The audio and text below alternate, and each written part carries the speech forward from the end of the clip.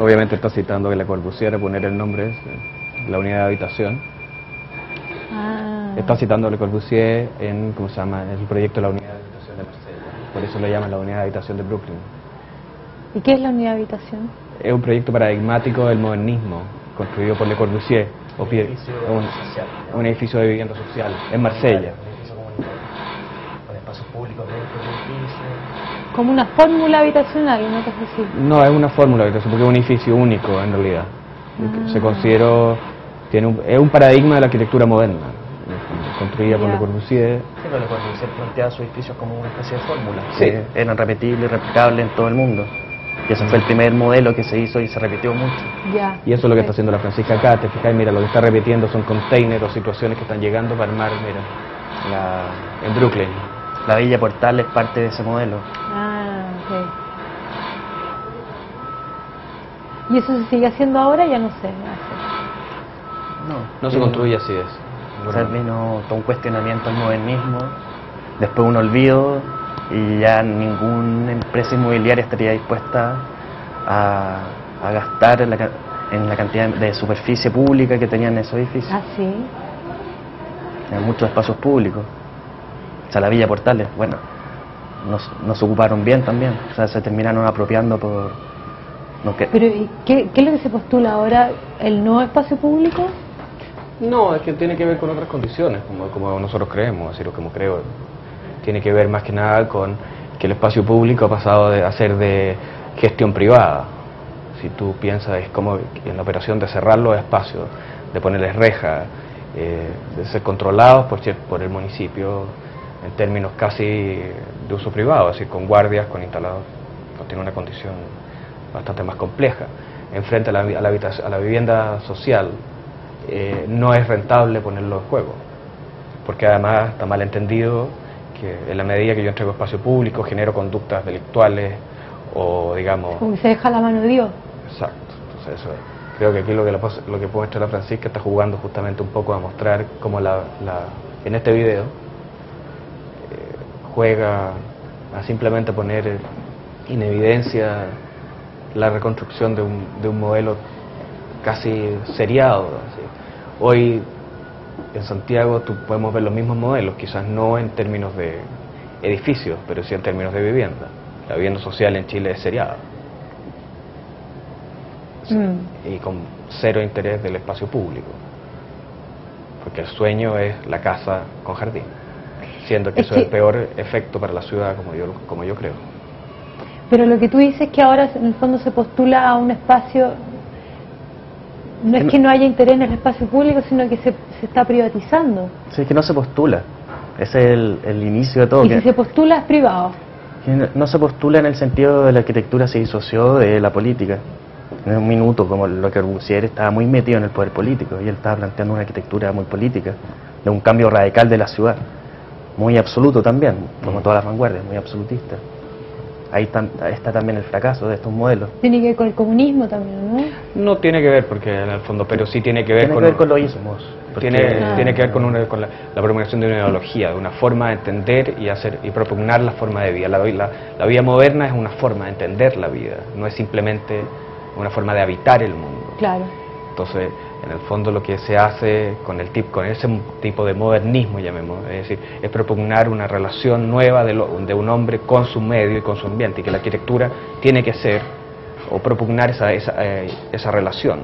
Esa relación está dada más que nada, Michel, sobre todo por la inspiración en la eficiencia, en el paradigma de la eficiencia de la habitación. ¿Ya? Que de nuevo, remitiéndome al video de la Francisca, hace eso, el paradigma de la eficiencia de llegar con los módulos de casa prefabricados construidos. ¿Te fijáis? Diferente a este paradigma que está mostrando ahora, que es la cosa, lo inverso de los judíos, digamos, del pueblo. Claro, haciendo su ritual. Haciendo sus rituales. ¿Te fijáis? En el fondo, lo interesante de este video en comparación con el otro, a mi juicio, que aquí muestra el espacio doméstico como el espacio público también es un espacio doméstico necesario. Aquí un pueblo específico, con una religión específica, lo ocupa para demostrar, ¿te fijas?, la necesidad de llevar a cabo un ritual específico. En general, lo que pasa con el espacio público hoy en Santiago es que se considera que es un espacio de nadie, es decir, un espacio que no tiene gestión. Por lo tanto es peligroso. De alguna manera es peligroso. Eso se puede tomar tanto positiva como negativa. Exacto, claro. O sea, todavía es un espacio por apropiarse, no tiene un dueño a quien... Claro. Entonces, ese espacio hay que aprovecharlo, que es un espacio que no está tomado por nadie. Exacto, es De decir, hecho, o sea, el espacio público europeo es del ayuntamiento, es del gobierno. Aquí todavía no es de nadie. Hay espacios muy interesantes de pensar. Ponte ¿tú conoces el metro Quinta Normal?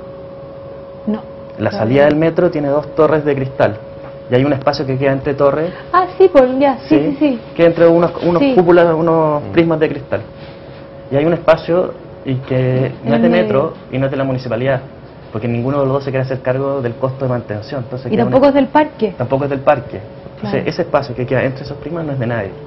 Y por eso se ponen los vendedores. Tú has visto el día domingo, se arma una verdadera feria en ese espacio. Exacto, claro. ¿Y por qué nadie los puede ir a echar?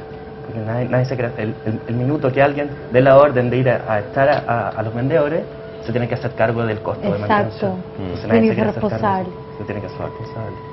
y eso es un poco lo que pasa, es decir, creemos que lo que se postula para la ciudad hoy, y que es lo que ha convocado a Pablo a crear esa revista que está acá, tiene que ver con eso, es decir, con la atención de cómo estamos entendiendo nuestra ciudad, de cómo estamos entendiendo como actores directos sobre el quehacer de la ciudad.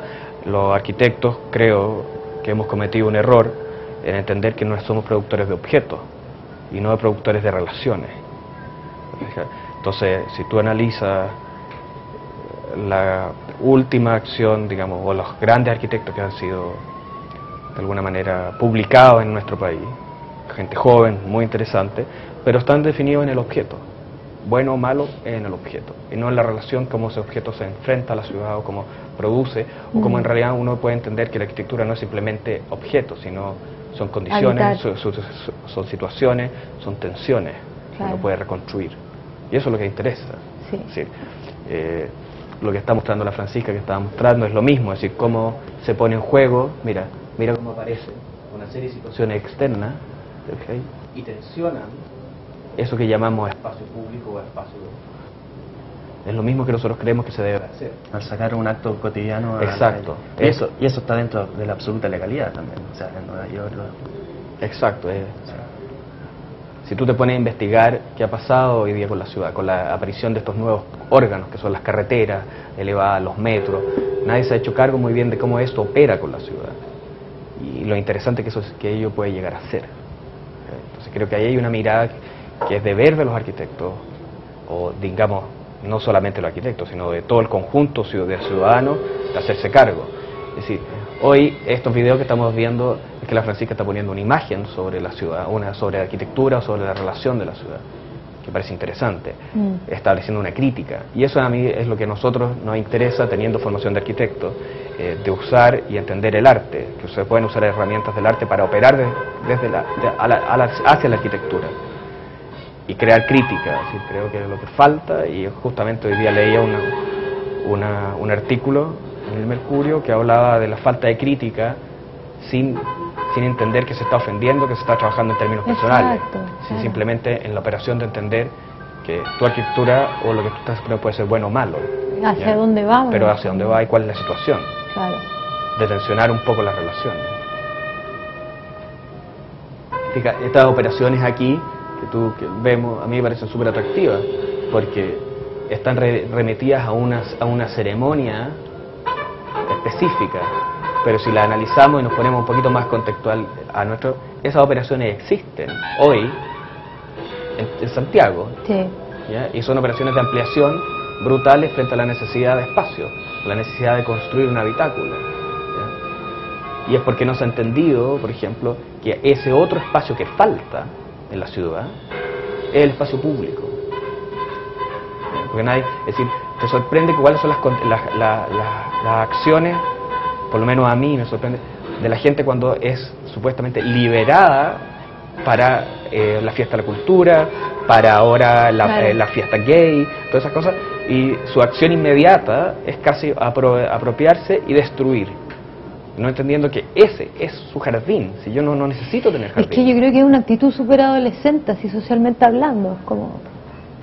Bueno, tiene que ver muy con eso. adolescente. Yo creo que tiene tiene que con la ver. dictadura, un montón con la de cosas. adolescencia, pero también tiene que ver cómo se entiende el espacio público, que es como algo abstracto, que lo maneja el gobierno, que no se sabe quién lo maneja, y no se entiende que es un espacio doméstico o cotidiano, que el espacio público es el más público mientras más acciones o eventos cotidianos sucedan en él, Exacto. que en el fondo del jardín. Y más natural suceda, porque si estamos convocando para tal día, a tal hora, fiesta de la no sé qué. Frente a la cultura organizada por la presidencia de Exacto, es demasiado preparado, encuentro yo. Claro. Creo que tiene que se ser invitan a como los más grupos natural. que más convocan gente, pero es una fiesta de imagen pública, o sea, Sí. no es una invitación a ocupar el espacio cotidianamente. De hecho, está la lucha constante que a los homeless los sacan, les botan los colchones, los desocupan de donde viven. Entonces Es un hay forzamiento. operaciones como contradictorias Sí, además que en tiene ese que, sentido. claro, para mí tiene que ver también con Por una un lado socie- están sacando a gente que está viviendo en la calle, por otro lado están organizando fiestas Es ciudadanas. como una ficción al Es final. una ficción, que es solo una imagen política. además que tiene que ver con una condición extraña, porque yo creo personalmente que el espacio, digamos, público, llamemos área verde, sobre todo en Santiago, es resultado siempre de políticas, llamemos, de acción tardía, o son espacios residuales que se han convertido en... Si pensamos un poco en la historia de Santiago, y pensamos en el Parque Forestal era el verdadero Santiago, y quedó, en un minuto se tuvo que tomar una acción de saneamiento de la ciudad, entre la ciudad establecida y el río, me refiero en la vereda sur, porque la orilla norte era la chimba, y era donde estaban las prostitutas, y estaban los garitos de juego, etcétera. Se tomó una acción y se transformó en un parque. Pero al mismo tiempo la ciudad iba creciendo y necesita también una acción de articular los flujos. ¿Y qué es lo que hacen? ¿Y qué es una acción si tú empezás a revisar? Excepto, llamémoslo de alguna manera bien abstracta, el Parque O'Higgins, todas las áreas verdes, todo el espacio público está atravesado por vías de alto tráfico. Es siempre una resultante de algo. No es una operación a priori, es una resultante. ¿Qué hacemos con esto? Lo volvemos área verde. Si tú piensas, hoy día en la operación de Costanera Norte y de Autopista Central, que sin criticarlas, porque creo que han sido un aporte para la movilización de la ciudad, los tiempos de desplazamiento, todo eso, han descubierto que hay una cantidad de espacios, de residuos, o como se denominan demasía, que quedan flotando, que no saben qué hacer con ellos, y lo que hacen es Ponerle área pasto. verde, ponerle pasto o enredadera y enrejarlo. Área verde es la denominación del MOP a los espacios que no se sabe qué son. Una esquina que queda, un área verde. Un área verde. Una franja de 1 metro por 10, área verde. Pongámosle pasto. Claro, entonces eso es una operación extraña. Sí. A mi Claro, entender. porque generalmente el área verde, pongámosle pasto, no necesariamente significa que sea habitado o que sea espacio público, sino que es un área verde. Claro, nada no, más. además, ¿Nada? si tú podrían ser alfombras, ¿no? Claro, si tú pones Claro, un poquito en el contexto es como una alfombra, sí. de lo que estamos, es lo que decir, está afuera. este trabajo lo que hace es demostrar cómo se ocupa el espacio público en una narración doméstica. Si nos remitimos a uno de los primeros trabajos seminales de esto, que es el trabajo Gordon Matta Clark, cuando compra estos pedazos de terreno en Brooklyn también, y en el fondo los trata de habitar en zonas inútiles, porque son el resultado de una mala operación de Exacto. urbanismo, ¿ya? O son Son fragmentos y los compra, Claro. son espacios intersticiales en el fondo, ¿ya? Es lo mismo que está sucediendo hoy acá en Santiago con la operación de las carreteras. Entonces eso es extraño en ese sentido, que no se dan cuenta que hay potenciales muy interesantes, sino simplemente quedan abandonados como retazos de la ciudad. Claro. Y ahí hay una operación súper interesante de mirar, es decir, de reentender la ciudad, de reentender cómo estamos operando en ella, ¿te fijas? Y eso es lo que yo siempre me remito al final a la conversación que está desatada por este video. Es decir, que tiene que ver con eso, es cómo somos capaces de desplazar nuestros rituales, nuestras cotidianidades, nuestras relaciones, desde el espacio privado al espacio público, ¿ya? O cuál es la definición real de eso. Sí. ¿Existe una definición? Sí, pues hay una conversación entre Matta Clark y Laurie Anderson, que hablan del espacio del tipo que pone el Los pie zapatos. en el edificio para echarse los zapatos. Y hablan de eso. Para Para mí- una conversación a partir de ese gesto. Claro, para mí esa conversación Esa interfase que se genera entre el edificio y el cuerpo. Exacto. Fue increíble, porque lo descubrí en una exposición en Viena, en la Kunsthalle, el año 96. Y estaba viajando y descubro a Laurie Anderson, Peter Eisman, que es un arquitecto muy importante, y Gordon Matta Clark, hablando del espacio digamos, inútiles, el espacio para abrocharse el zapato. Y en el fondo significa que estáis fundando un lugar, estáis transformando esa cotidianidad, la estáis llevando a todos lados. Pensemos en nuestro cotidiano, nosotros mismos. ¿Cómo nos vemos? ¿Dónde nos abrochamos el zapato en el día a día? Piensa un poco. Hoy día parece... En la calle. En el sí, metro, en el la metro. escalera. Pero pensemos en una acción Uno un se poquito arrincona en alguna escalera y se abrocha. Claro. más frecuente aún. Donde uno habla por teléfono. Ahora con los celulares. Pero déjame... ¿Cuál? Podemos... ¿Este? Eso.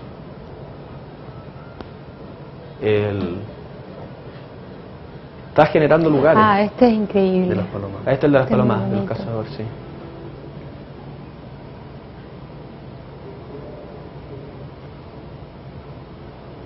Entonces, esa tensión es súper interesante entenderla. Y en el Bueno, fondo... para aclarar también uno de sus videos que se cuelga un reloj y pasa un día sí, sí, completo sí. y Sí. se afeita, se lava, duerme. Es llevar la cotidianidad Exacto. a lo público, al Ah, y espacio de a la circulación, jornada. el espacio privado al espacio de circulación. Eso se trata, de esto se trata esto también. Este living aquí. Claro, de esto. Cómo infectar de domesticidad o cotidianidad los espacios políticos, porque este espacio es un espacio de... Sí, de ahí la hay presidencia. algo también súper interesante porque tiene que ver con el tiempo, el reloj, la jornada, el día. Pero mira la violencia de este video, es decir, en el fondo... Es decir, es como está hablando de una ciudad que puede ser cualquiera hoy, Cualquiera, claro. pero sabemos a qué ciudad se refiere, ¿te fijas? Por la humadera que hay detrás, directo. Sabemos perfectamente qué día es y todo el cuento. Ahora, pues nos remite a un hecho global, pero las palomas y el juego que hay, es decir, nos está remitiendo a un hecho absolutamente local y doméstico.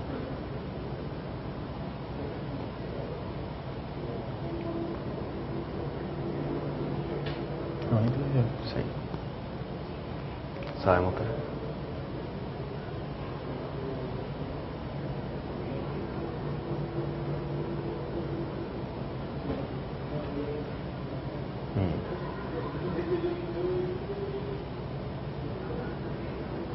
Además que entonces remite al trabajo ese de los criadores de palomas que las hacen, Sí, sí. digamos que están en Brooklyn, que hacen... Es curioso porque se refiere directamente a Azúcar también, que construyen estos palomares para generar estos ritos, es decir, Sí. como está en la película Jarmusch, en el Camino al Samurái. Sí, Ghost Dog. Claro. Y veamos el que sigue. Eso no me... Ese.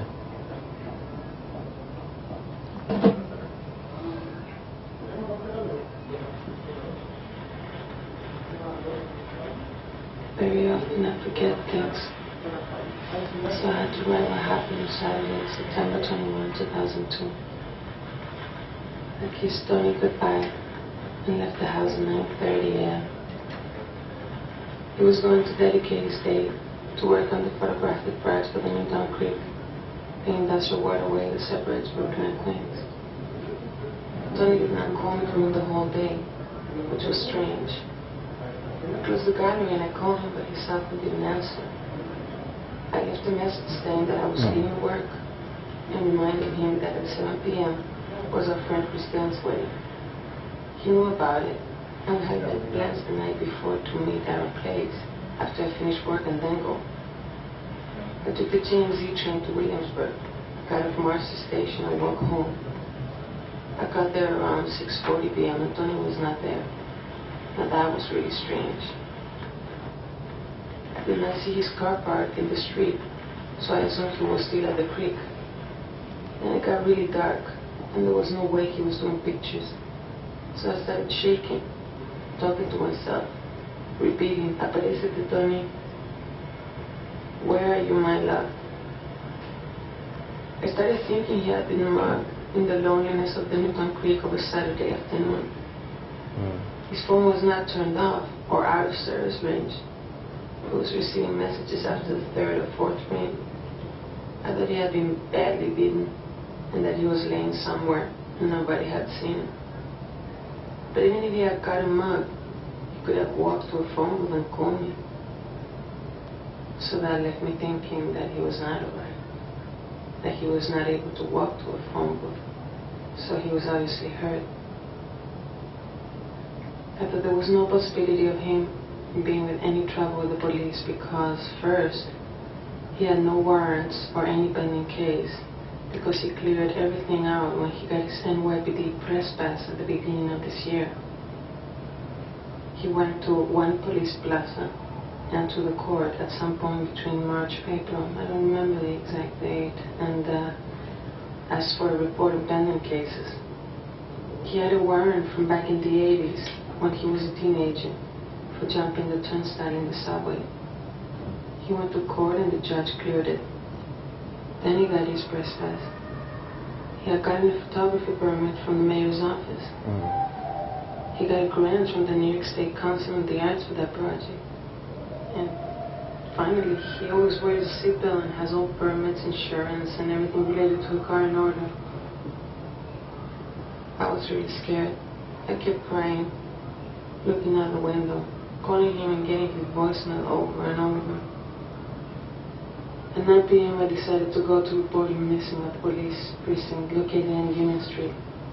It took me a while to get together and walk out the door. I was extremely nervous, trying to think straight. I stopped crying, took 3 recent photos of Tony, our apartment leads, my ID, took my bicycle and rode to the precinct. I arrived there, it was between 9 and 10 p.m. I don't have a watch, and spoke through the desk window. There were several police officers inside. I asked how much should I wait to report a missing person. They say that if it's somebody older than 18 years old, they cannot be declared missing. I think that's what they say. It was difficult to hear through the window. The officer's name was Saleh. They said my husband was missing. I explained why I thought he was missing. Officer Saleh came out of the office so we could hear each other properly. He asked me several questions. What is his name? How old is he? When did you see him last? What does he do? Does he drink? Does he take drugs? Have you called his friends? Have you called his parents? I responded to all his questions. I told him he was probably photographing in the Newton Creek vicinity. Officer Saleh did not know what the Newton Creek was. I had to explain it. I told him Tony was driving a gray Astra van with Newton Creek Archive Project written in white letters on the driver's side. And a wooden steel platform down on the roof. I asked him if he could notify any patrols in the area to see if they find his car. He went inside to do a search in the computer system to see if he had been arrested. He came back out to the lobby and said that nothing came up in the computer, so that there was nothing he could do. He gave me a list of all hospital emergency rooms and suggested that I go home and call them to see if they had gotten into an accident. Biggest relief of my life. His voice sounded like he was alright. He even managed to put a little humor to it. Francisca, hello, pick up, okay. I was picked up today because I was shooting a photograph with the key stand. I should have listened to you. But anyway, I'm at the 94th precinct in Greenpoint. Okay? Thank you. Please come to help me, please. It was somewhere between 10 and 11 p.m. I called 411 and asked for the 94th precinct number. I called the precinct and asked for my husband. I told them I was just in the police station near my house reporting him missing. They said he was alright and that he was detained on a warrant for drinking a beer in public space in 1988 and that I needed to come to the precinct to retrieve his belongings. I ran out the door and got to the car service in Union Street. De todos los videos de ella están hablando simplemente de las tensiones entre un punto y otro, una tensión y otra. Entonces eso es súper interesante, cómo está manejando la situación. I went inside and there were around 5 or 6 officers in the lobby. The one at the desk was a woman. All the rest were white men. The station did not have the glass window. I asked for Tony. I don't remember what they asked me. I did not see their names. I did not see their badges. I just wanted to see Tony. I told them there must have been a problem with their computer system because Tony went to ask for a report early this year to make sure he had nothing on his record. They say the warrant came in the computer and they were going to follow the legal procedure, which meant taking to jail until he could see a judge. I asked to see Tony. They opened the door of the adjacent room, but Tony was alone in a little cage. An officer escorted me into the room, instructed me to remain around 10 feet away from the cage and to speak in English while he stood next to me. Tony smiled at me. Even though he was in a very densely meshed steel cage, I was able to see his expression, the immense relief, the love. It seemed that our bond had gotten much stronger than it even was before. In my part, after feeling his terrible and inexplicable disappearance, after experiencing his absence, and for him after being incommunicated. We both said I love you, and then the officer escorted me out. They closed the door behind and asked for my ID. I gave it to them.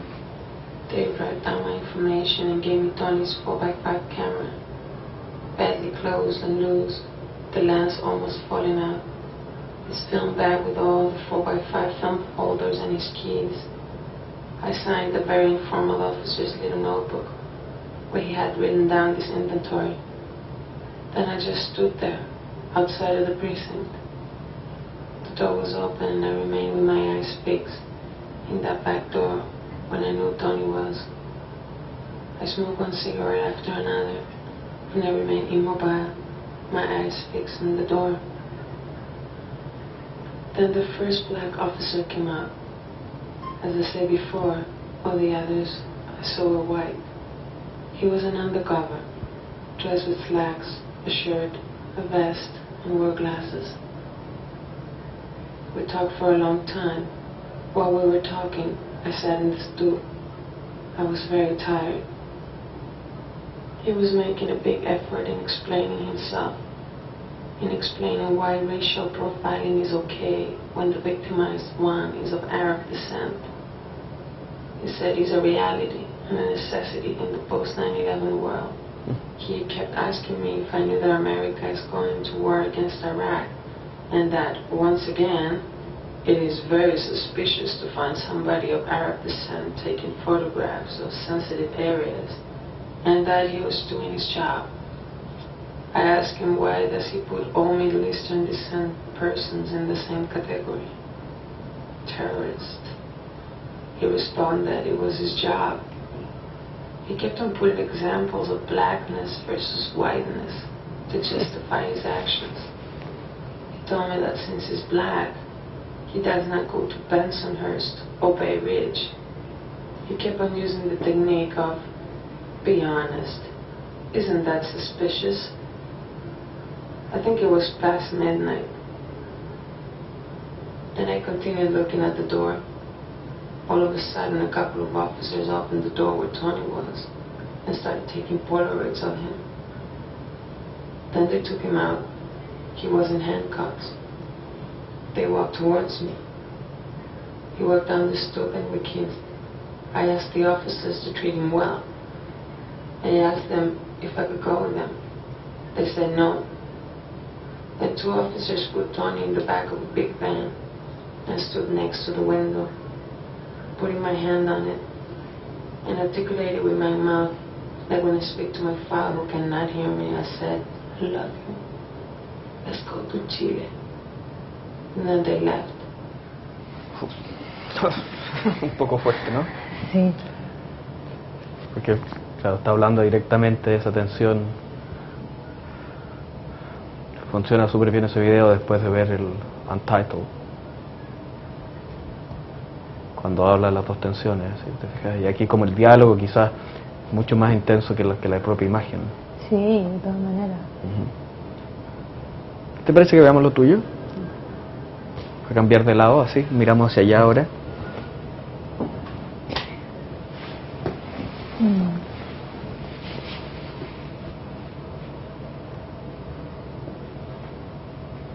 No tiene algún sonido, por si quieren. ¿Tiene? Sí, pero está con Está con los audífonos. Pero dice que se le retiras, Pablo. No, ¿tiene parlante? El televisor. Sí. Ah, sí. Sí, pues eso, mucho más fácil. ¿Lo pueden ver mientras yo cambio el...? ¿Vamos a poner otro de Francisca Sí. también? O sea, no, pues esto es mío. Ah, Eso también, es mío, perfecto. Esto que viene ahora es mío también.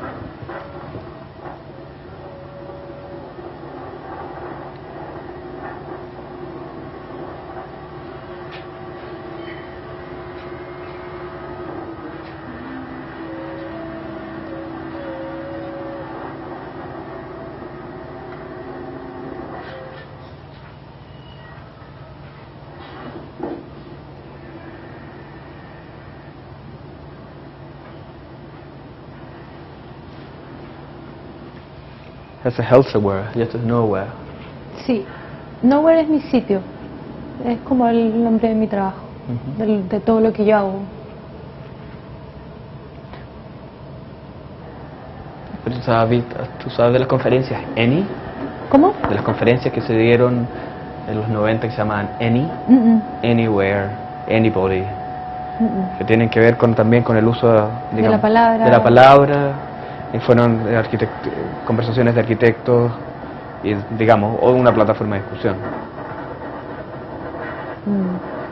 Un poco, quizás nuestro análisis es bien dado por nuestra disciplina, pero se trata de poder generar ese debate que te hablamos y sin afán de nada, pero la publicación justamente busca eso, o sea, tratar de ser un lugar donde todos pueden hablar desde el problema de la ciudad, desde la biología o la música o el arte y la arquitectura, que son más propiamente elementos que deberían o que tienden a hacerse cargo. Pero fíjate, a mí lo que a mí me atrae realmente el arte es la velocidad con que tiene para reconocer problemas y ponerlos en evidencia. La arquitectura es mucho más lenta en ese sentido. Entonces, por ejemplo, el video, digamos, la instalación tienen capacidades de poner en evidencia y en escena muy rápidamente ciertas situaciones que son muy atractivas o de mostrarlas, mientras que la arquitectura es demasiado lenta en ese sentido, a mi juicio. Bueno, precisamente por eso mismo un poco lo que tú estás diciendo, yo ahora estoy dando como un poco un vuelco a mi trabajo, porque yo he estado trabajando los últimos 4 años en un tema súper específico que es el tema del abandono, específicamente en Chuquicamata. No sé si te han introducido algo de lo que es mi trabajo. No, pero me interesaría conversar ¿Cuento? El traslado del pueblo. Yo vivía allá en Chuquicamata 8 años y después, bueno, me fui a vivir a otros lugares, me vine para acá. Y hace 4 años volví a ver cómo estaba todo, así como una especie de viaje de introspección, qué sé yo. Y encontré que mi casa estaba abandonada y estaba tapada con latas. Y ahí me di cuenta que en el fondo tenían todo un proyecto de traslado de la gente de Chuqui a Calama, porque, por 2 cosas, porque la benzina de los camiones les sale muy cara como para poder trasladar todo el material más lejos, y por un problema de contaminación, que no pueden tener el campamento muy cerca de la mina. Entonces decidieron, y por un problema de la torta de escoria. Por eso decidieron tapar Chuqui con escoria. Lo sé, perfecto, que tengo una alumna de título que está haciendo y va a proponer qué es lo que se conserva, que ya lo tiene conversado con Codelco. Ah, qué bueno. ¿Cuál es el área de trabajo? Ella está haciendo, en el fondo, es la invención de un paisaje, porque el paisaje ya existe. Exacto, en la reinvención, ella está definiendo, digamos, en su como proyecto, qué es lo que se tapa y qué es lo que no se tapa. Claro, por eso. Y algunos cortes que se van a dejar para mantener la memoria viva, digamos, la memoria de Chuquicamata. Que es la plaza.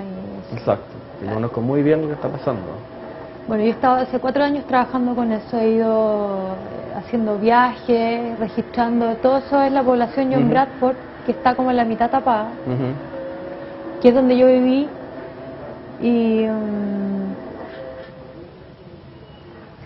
me pasó un poco eso, porque bueno, estuve 4 años haciendo videos con el tema del abandono, el despojo, el traslado, el desmantelamiento de las casas, fui recopilando objetos que se fueron botando ahí, que dejaron las familias. Y eso no es lo que yo quería mostrar ahora, porque en el fondo yo ahora me estoy despidiendo de todo eso, porque claro, es un tema súper fuerte que tiene un discurso político súper planteado, pero también me pasó que es un proceso súper lento, o sea, todavía Chucky está en proceso de enterramiento, y yo no puedo ir eterno, o sea, si fuera por eso tendría que estar 20 años más registrando el Chucky, y ya estoy... Se supone que la torta máxima, o sea, va a estar el 2000, digamos, la mitad de la torta va a estar desde aquí al 2010, hecha, controlada. Claro. Lo que pasa es que yo cuando fui el 2001 me dijeron, no, el próximo año ya no puede haber nadie viviendo acá. Fui el próximo año y me dijeron, no, ahora se corrió el 2003, no va a quedar nadie viviendo acá. Y así ha sido hasta el día de hoy, entonces es un proceso súper lento y que depende de un montón de cosas. ¿Tú no tenés familia allá? No. Entonces no sabes cómo es el traslado a Calama. ¿Cómo fue? Porque ya se efectuó. ¿Cómo ha estado haciendo? Claro. No, yo tengo unos videos de entrevistas que yo le hice a la gente de la feria, cómo han percibido ellos con su negocio, todo el tema del traslado. Que es de las pocas experiencias que hay en Chile de trasladar un pueblo completo. Y después acuérdate Zaguara también. Pero, y cómo ha sido la reacción de Calama con los nuevos vecinos. Exacto. Y el arraigo que tenían y cómo es. Exacto. Cómo llegan a un lugar que no tienen nexos, relaciones, y cómo se empiezan a construir las relaciones. Claro, porque en el fondo no hay relación, no hay nexo, entonces es como una maqueta de ciudad, siempre, todo el tiempo. Porque a futuro yo me imagino que también va a pasar lo mismo con la gente de Calama. Guara no tiene el mismo tamaño que Calama. No, para nada. Y Calama ya es una ciudad. Yo lo sé por la cantidad de arquitectos que se han ido a trabajar para allá, que es una operación tremenda, ¿no? Sí, es tremendo, es súper grande. Es interesante tener, como que podría tener un segundo capítulo, de reconocer la arqueología de esto, pero también ver qué está pasando en Calama con todo esto. No sé cuántos habitantes tenía Chucky. Tenía, cuando yo estuve viviendo ahí, tuvo en un tiempo 16.000 habitantes. 16.000. ¿Y como 16.000 Y era una forma de vida también súper especial porque yo no compraba nada, todo se firmaba. Si yo me quería comprar una bebida, yo firmaba, o no pagábamos los remedios, no pagábamos las consultas, no se pagaba la luz. Si se quemaba una ampolleta, había que llamar a alguien para que la viniera a cambiar. Era como toda una situación muy especial y que yo creo que ha afectado más de lo que uno piensa en la gente que vive allá, porque llegado un momento tienen que inevitablemente trasladarse o vivir en otra parte y ha sido un cambio muy fuerte, o sea, como que incide en familias que vivieron toda su vida. Sí, claro, bueno, eso del cambio siempre se sucede. Lo interesante sería cómo ha sido la percepción, es decir, en términos perceptuales ese cambio, es decir, lo que tú estás diciendo es bien interesante en términos de pensar, claro, yo podría decir que lo anterior de Chuquicamata era una actitud absolutamente paternalista, donde tú tenías resuelto todo y hoy día tenés que hacerte responsable de tus necesidades. Exacto. Pero más interesante es decir, cómo es hacerse responsable de tus necesidades, produce una operación espacial distinta, digamos, y eso es lo interesante, que es ahí hay un juego clave, a mí me parece como que aquí habría que mirar, porque en el fondo si tú tienes que, siguiendo el ejemplo tuyo, es decir, si tú tienes que pedir a alguien que te venga a cambiar la ampolleta, no se produce un desplazamiento, se produce de tú, es decir, de tu ser, de tu cuerpo, por la trama urbana, sino de otro personaje que viene. Entonces ahora, ¿qué pasa cuando tú tenías que hacerte cargo de esa ampolleta? ¿Dónde vas? Es decir, y ahí está lo que decía Pablo, la relación con la ciudad, la relación con el contexto. Reopera de alguna manera o transforma la percepción sobre ese espacio. De cierta manera nosotros somos como un virus para los arquitectos.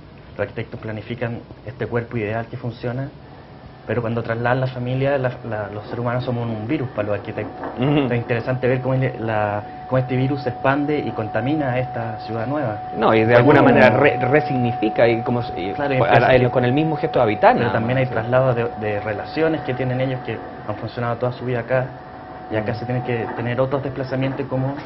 Y eso es lo interesante porque... La misma relación, cómo se puede entender en dos contextos. Pero y ahí donde está el conflicto, porque por lo que tengo entendido el trato de ellos, que les propuso Codelco, que en el fondo Codelco le ayudaba a pagar a ellos su propia casa en Calama, que en el fondo es, entre comillas, su propia casa porque están como obligados a comprarla. Exacto. Entonces es muy raro, porque no tienen como o sea, es como que les imponen el sentido de pertenencia. Pero, por ejemplo, en este video tuyo, aparte, ¿qué es lo que está tratando de registrar? Es justamente ese abandono, Es una, esa condición. claro, es como, ¿Y por qué trabaja en el negativo, es decir, de la imagen? porque yo siento que este video es como una despedida de todo este tema, que ya no quiero trabajar más este tema, porque ya siento que ya Lo diste por vuelta lo menos, lo suficiente. Claro, sí. Entonces, claro, es como un poco el negativo de dar vuelta a la imagen, y por otro lado también es como, y tiene que ver como con la atmósfera del desierto, que es el viento, que es como esta cosa seca, sol, pero que también es frío y que tiene mucha oscilación térmica, entonces tiene que ver como con los extremos. ¿Y qué es lo que pasa con esto? Esto ya es otra cosa. ¿Cuál pongo? ¿Cuál te parece que ponga? Porque son 4, ¿cierto? Radio, City Pulse, and Surface. Puedes poner crowd, ¿sí? Esto ya es un poco más...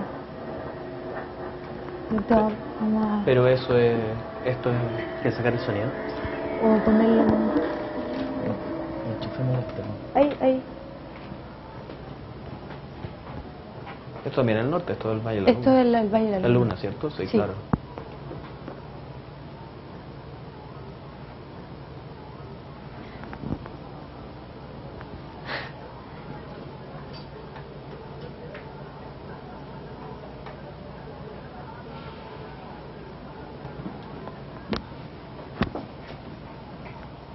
Esto no tengo idea, no tengo ningún discurso al respecto, así que esa era un poco la idea, como de mostrar esto, porque no... No, pero la relación que se puede hacer directa y más, perdona, quizá un poco literal, es que hay un problema del paisaje que te está molestando. Sí, Es decir, sí. la construcción de un paisaje, Sí. de cómo el marco que está construyendo, digamos, es evidente la cordillera de la sal, la laguna esa que más de alguna vez hemos caminado todos, ¿te fijas? Como esa necesidad de paisaje. No sé si pudieron percibir que el sonido es como conversaciones. Quisiera ir al orden, así que... ¿Pero por qué no me deja ir para allá? Elige lo que quieras.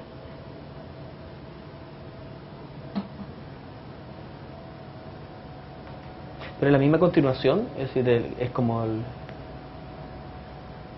Mi pregunta es, ¿el mismo paisaje que está pasado por estos 4 temas? Claro, en el caso de lo que estamos viendo, en el anterior sí. Es lo mismo. Sí. Pero en este caso, yo quiero poner como un poco en tensión lo que es la imagen del sonido, que no tiene nada que ver, como para poder mostrar un poco lo que es el paisaje y la ausencia de gente o la ausencia de flujo, de urbanismo, qué sé yo. No, claro, pero en el fondo, lo que es, si me permites, lo que es el paisaje, no, lo que tú construyes como paisaje, Claro. como yo lo digo. El paisaje no existe. El paisaje lo construye uno con la mirada en la medida que lo racionaliza. O que lo encuadra. Exacto, que lo encuadra. Eso es lo que hace eso.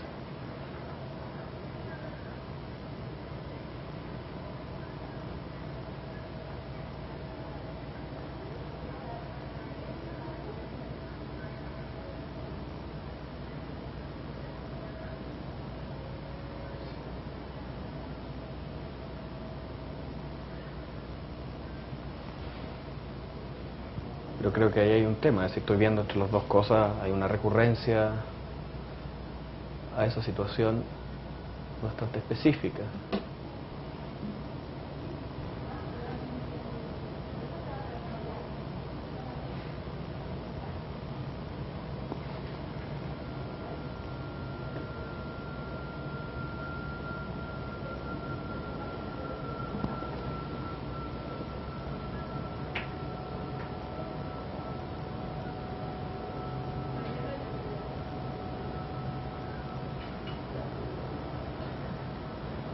¿Te fijas? Es un poco lo que hablamos antes, como para volver al tema. de la ciudad y del espacio, o de lo objetual, de algunos, digamos, de cómo se entiende la arquitectura. Cuando la operación de poner un objeto arquitectónico ahí opera un poco a tabula rasa, es decir, como la construcción de este paisaje que tú estás haciendo, ponerte a ti misma ahí y cómo reconstruir el contexto. En la ciudad creo que es distinta esa operación, es decir, es distinta. Y esa situación es lo interesante de descubrir y de operar, que no es simplemente lo que está al lado o lo que está debajo o sobre, sino es lo que subyace. Por ejemplo, la operación hoy de Quinta Normal, lo que está sucediendo en esa parte de la ciudad, es mucho más interesante si tú analizas un poco la historia de Quinta Normal y te das cuenta que hay 7 quintas normales debajo, hay 7 trazados distintos, que siempre ha sido un lugar con esa tensión dentro de ciudad, incluso cuando era el borde de la ciudad. Y hoy día se está redescubriendo con esta operación como de eje cultural, que es muy, muy interesante, por lo menos para nosotros. Pero ¿y por qué tú dices que hay como 7 quintas Porque hay normales? 7 trazados debajo del actual. ¿Y de qué? Desde que fundó la Quinta Normal, como un centro de experimentación y de fomento y de demostración de la agricultura, de la arte agrícola, a los distintos tipos de paisajes que según moda se fueron imponiendo, a los distintos tipos y trazados de parque. Entonces, ¿se fija? O sea, ahí de nuevo hay una mirada de cómo esta quinta, este lugar, como paisaje, como parte de la ciudad, con la atención, también se acomoda. Creo que ahí, por ejemplo, para mí eso es clave para entender nuestras ciudades, o clave para entender cuál es la operación al final urbana. ¿Sí? Creo que no soy la persona que lo dice por primera vez. La ciudad de Santiago, nosotros adolecemos de un fenómeno que lo llamo la obnubilación por lo brillante y por lo nuevo. Y se nos olvida que lo viejo es muy importante. Sincero nostalgia. No, sí, perfecto. Pero es decir, cuán importante es conservar ciertas partes. Me sorprende, después de haber pasado un tiempo afuera, descubrir que hay edificios de gran valor que han sido demolidos para construir un nuevo edificio de dudoso valor arquitectónico y espacial y de aporte a la ciudad, porque los metros cuadrados que puedo rendir y que puedo obtener me van a dar una ganancia infinitamente superior a lo que me estaba dando el edificio anterior. Entonces, eso es lo que encuentro brutal para nuestra ciudad, para nuestro atento, nuestra memoria. Es decir, por eso puedo establecer una distancia súper, digamos, bastante lejana entre un punto y otro, pero eso es el problema, la memoria que tú estás trabajando a través del paisaje de Chuquicamata, o de tu cuerpo puesto en este lugar, o de esta gente. Para mí es eso, es un problema simple de memoria. ¿Cómo nosotros recuperamos o operamos la memoria? Sí, no quiero ponerme político, pero creo que el mejor trabajo, el trabajo mejor hecho de la dictadura fue hacernos olvidar de nuestra propia memoria. Me gustó cuando tú dijiste que somos una ciudad adolescente. Sí, me puse a pensar cuántos años de democracia llevamos, quizás estamos viviendo nuestra adolescencia. Exacto. Y eso es interesante. Y eso se nota. ¿Te fijas? Entonces, creo que ahí eso es Pero, clave. ¿Y qué pasa en el caso de Chuquicamata, Eso, por ejemplo? Partir la historia a partir del inicio de la democracia también es el mismo error de siempre, ¿no? Por supuesto. No es la tabula rasa, o sea, hay historia previa y Santiago y Chile siempre ha tenido el concepto de campamento. Lo mismo que Chuqui. Exacto, sí, eso es lo que a mí me Nosotros, interesa es como una investigar condición que viene desde la fundación y de Santiago, que Claro, vivir como campamento y los barrios se abandonan en un minuto. Y que uno puede haber dentro de lo que tiene como vida el nacimiento y la muerte de un campamento, porque son procesos súper rápidos que tienen que ver con procesos económicos y con flujos. Santiago también es un campamento. Yo creo que el fenómeno que está pasando ahora con todo lo que es el parque forestal, el barrio Las Tarrias, es único en la historia de Santiago, que es primera vez que se está retornando un barrio. Sí. Primera vez que un grupo está retornando un barrio y lo está rehabilitando. Eso es como lo importante, el momento como histórico de ocupar eso. Yo creo que es primera vez que pasa en Santiago, pero personalmente es primera vez que yo lo he visto. A lo mejor pasaba antes de la dictadura, quién sabe. No, lo que pasa es que en el fondo, claro, creo que es un error, como dice bien Pablo, tratar de establecer desde la vuelta a la democracia o antes de la democracia. Yo creo que habían condiciones urbanas que estaban dadas, habían conductas urbanas muy potentes. Tengo recuerdos de la niñez bastante fuertes sobre el uso del parque forestal y todo, que desaparecieron por problemas de que el espacio público en el fondo es el lugar... Había temor. Había temor, no, y porque era el lugar de manifestaciones y cualquier tipo de reunión significaba en el Conflicto. conflicto o significaba conducta sospechosa, como lo casi la conducta Claro. sospechosa que hablaba la Francisca. Exacto. Conducta sospechosa. ¿Ya?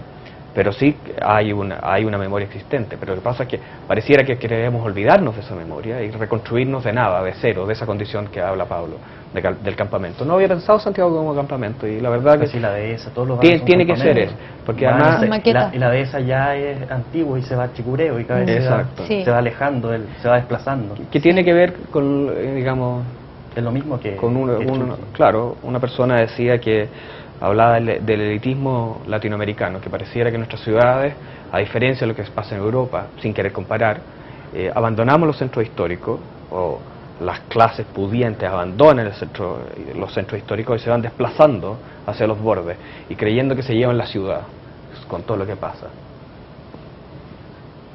Entonces creo que en ese sentido es bien clave entender esa relación. Pero a mí me da la impresión de que este traslado o estas maquetas puede que se armen como a partir de una atrofia. Mm. No sé si es muy sano. No es sano. No. Por eso, bueno, Porque no es sano no mirarse a sí mismo.